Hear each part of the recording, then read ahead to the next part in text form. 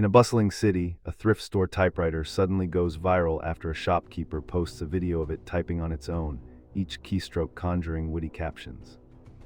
Fans flood the feed with phrases, and the machine delivers perfectly timed punchlines, turning a humble gadget into a full-fledged stand-up act.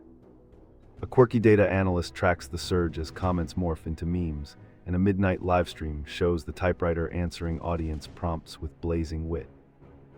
Local artists echo the rhythm in murals, blending nostalgia with meme energy. By dawn, the shop feels like a tiny museum of laughter, proving old keyboards can headline the feed when powered by a digital crowd.